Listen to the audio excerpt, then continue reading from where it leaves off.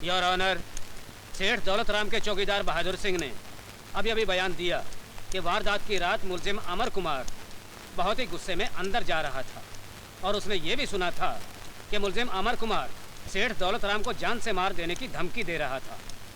जिस छुरे से उनका खून हुआ, मुलजिम अमर कुमार की उंगलियों के निशान इस बात को साबित करते हैं कि सेठ दौलत राम का खून मुलजिम अमर कुमार ने ही किया।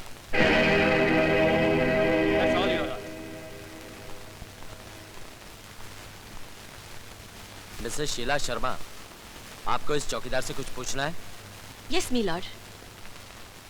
तुम सेठ दौलत राम के यहाँ कितने साल से हो? 3 साल से मैडम। क्या काम करते हो? चौकीदारी। सेठ जी का खून कहाँ हुआ था? उनके कमरे में। उनका कमरा गेट से कितनी दूरी पर है? सामने एक बड़ा गार्डन है, फासला 100 गज का होगा। अच्छा, जब अमर वहाँ आया था तो तुम क्या गेट पर थे? जी हाँ। और तुमने अमर को अंदर जाने दिया? जी नहीं, मैंने उन्हें रोकने की कोशिश की। वो बहुत गुस्से में थे, मुझे जोर से धक्का दिया और मैं जाके गेट से टकराया। उसके बाद मैं बेहोश हो गया और मुझे पता नहीं उसके बाद क्या हुआ। फिर तुम्हें पता कब लगा कि सेठ जी का खून हो गया है? जब मैं होश में आया तो वहाँ पुलिस मौजूद थी। यानी जब सेठ जी का खून हुआ तुम बेहोश थे? जी। दैट्स ऑल, तुम जा सकते हो। धन्यवाद। योर ऑनर, ये पॉइंट नोट किया जाए। अब मैं सब इंस्पेक्टर रविंद्र कपूर से कुछ पूछना चाहूंगी। Yes, granted.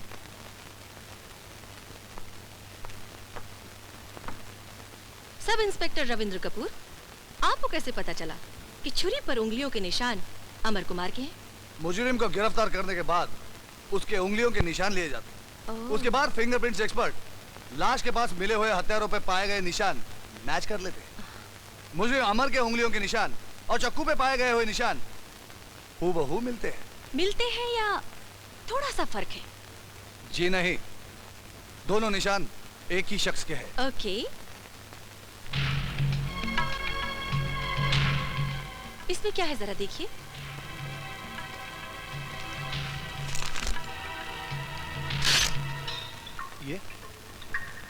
ये तो छुरा है। अब इस छुरे पर आपकी उंगलियों के निशान पड़ गए हैं। जी। अगर मैं इस छुरे से किसी का खून करूं तो क्या मेरी उंगलियों के निशान इस छुरे पर आ सकते हैं? जी। जी नहीं। यानी कि खून मैंने किया है मगर पकड़े जाएंगे आप, क्योंकि इस छुरे पर उंगलियों के निशान आपके हैं। सब इंस्पेक्टर रविंद्र कपूर, क्या ऐसा हो सकता है? जी जी, हो तो सकता है। Thank you, you may go. Your honour, हर खून के पीछे कोई ना कोई मकसद जरूर होता है, लेकिन अमर कुमार के लिए ये खून करने का कोई मकसद नहीं था। इसमें कोई शक नहीं कि अमर कुमार वहां गया था, गुस्से में था, हाथ में छुरा था। और ये भी सच है कि अमर ने सेठ जी को धमकाया कि आइंदा वो उसके भाई का अपमान ना करे। सरकारी वकील साहब भी ये मानते हैं कि अमर ने सेठ जी को धमकाया। अगर खून करना ही था तो अमर धमकाता ही क्यों? और इसके अलावा सरकारी वकील साहब ने ऐसा एक भी गवाह पेश नहीं किया जिसने अमर कुमार को खून करते देखा हो। इन तमाम बातों से ये साफ जाहिर होता है मिलॉर्ड कि अमर कुमार बेगुनाह है। उस पर लगाए गए तमाम इल्जाम बेबुनियाद हैं और किसी ने उसे फंसाने की कोशिश की है। That's all milord. Your honour, वकील सफाई का कहना है कि मैंने अभी तक कोई ऐसा गवाह पेश नहीं किया जिसने अमर को खून करते हुए देखा हो, लेकिन एक गवाह मौजूद है योर ऑनर, वो है मोंटी भल्ला। मैं उससे सवाल करना चाहता हूँ। Yes, granted.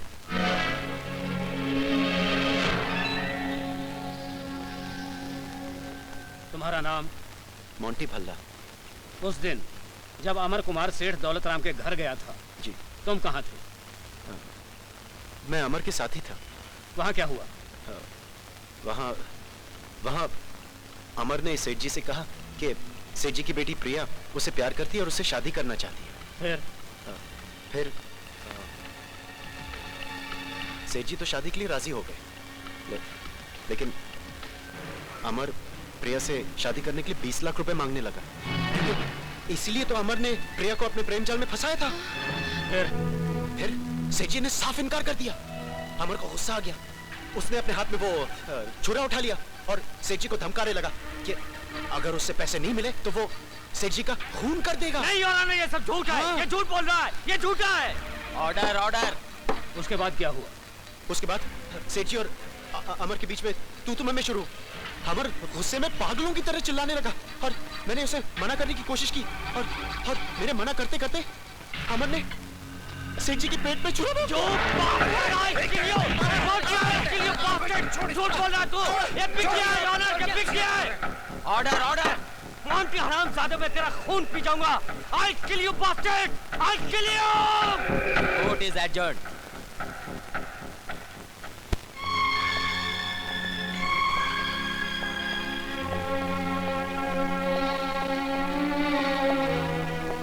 तुम्हारा नाम? जेलर साहब को मालूम है। तुम्हारे बाप का नाम?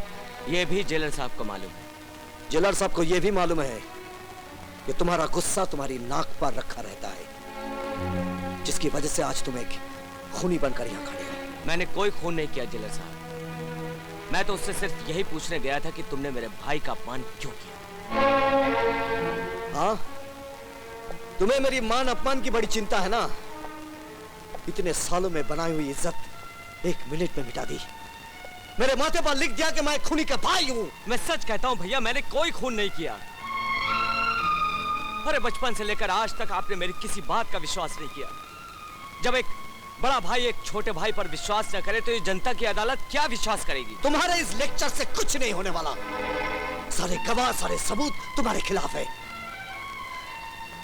अब सिर्फ भगवान ही तुम्हें बचा सकता है। ले जाओ इसे।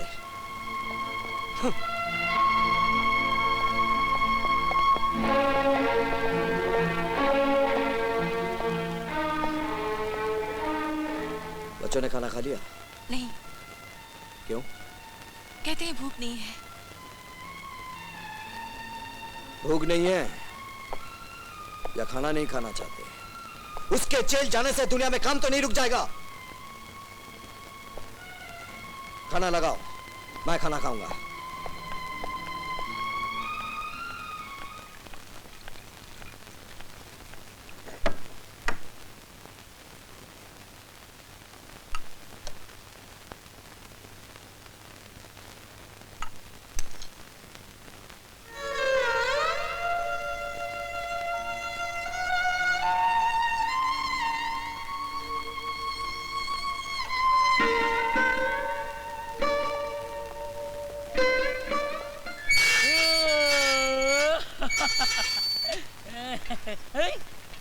अरे मैन, मैं सपना तो नहीं देख रहा हूँ। तुम इधर, तुम जैसे शरीफ आदमी के इधर क्या काम है? सब तकदीर का खेल है ओमेन, तकदीर का खेल। तकदीर? तुमने उस दिन ठीक ही कहा था ओमेन। जो जितना डरेगा उतना मरेगा। जुर्म की दुनिया से मैं जितना ही दूर जाना चाहता था उतना ही करीब आता जा रहा हूँ। मुझ पर कत्ल का इल्जाम लगा हुआ है। अरे यार, तुम ऐसा वैसा नहीं फंसा है मैन, बहुत बुरा फंसा है। इधर का जेलर बहुत जालिम है, मालूम है? जानता हूँ, अच्छी तरह से जानता हूँ उसे। वो मेरा बड़ा भाई है। वो तो तुमको खुश हो जाना चाहिए मैन। वो तो तुमको मदद करेगा यहाँ से निकालने में। मेरे भैया उनमें से नहीं है जो अपने उसूलों पर रिश्ते को कुर्बान कर देते हैं। उनकी नजर में अब मैं उनका भाई नहीं हूँ, एक मुजरिम हूँ। अरे मेरी बात मानो मैन, तुम यहाँ से भाग निकलो, हम तुम्हारी मदद करेगा। तुम क्या समझते हो ये जेल की दीवारें मुझे रोक लेंगी? तो फिर तुमको रोका किसने मैन? मेरी बदकिस्मती ने। अगर इसकी जगह कोई दूसरी जेल होती ना तो मैं कब का भाग गया होता और अपनी बेगुनाही का सबूत भी दे दिया होता। मगर यहां से भागने का मतलब है मेरे भाई पर इल्जाम। लोग कहेंगे कि उन्होंने मुझे भागने में मदद की थी और मैं अपने भाई के कैरेक्टर पर ऐसा कोई भी दाग लगाकर अपनी खुशियों की चिराग नहीं जला सकता। वाह, इस दुनिया में ऐसे भी लोग हैं।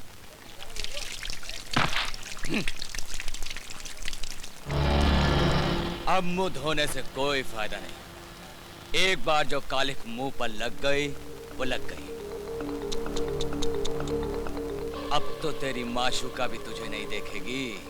वैसे तू फिक्र मत कर, मैं बाहर जाकर उसे संभाल लूंगा, क्योंकि तू तो बाहर जा नहीं सकता। जेलर का भाई है ना। अरे वो जेलर इतना कमीना है कि अपने भाई क्या अपने बाप को भी न छोड़े। क्यों सुन नहीं सकता क्या? ठीक ही तो कह रहा हूं।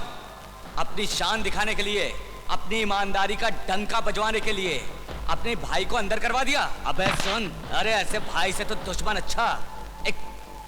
एक कुत्ता होता है ना, वो कुत्ता भी अपने पिल्लों की हिफाजत के लिए काट खाने को तैयार हो जाता है। और तेरा भाई, अरे तेरा भाई तो कुत्ते से भी गया पीता है।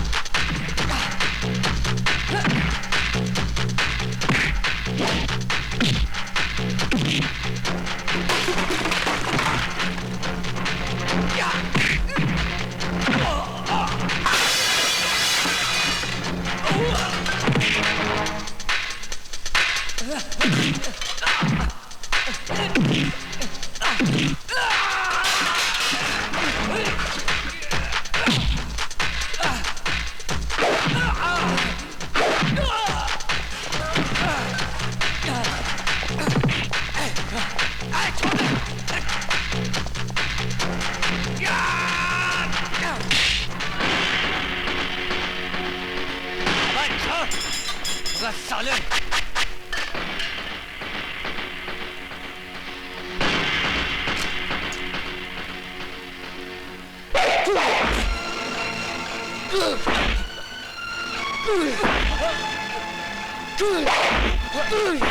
Good.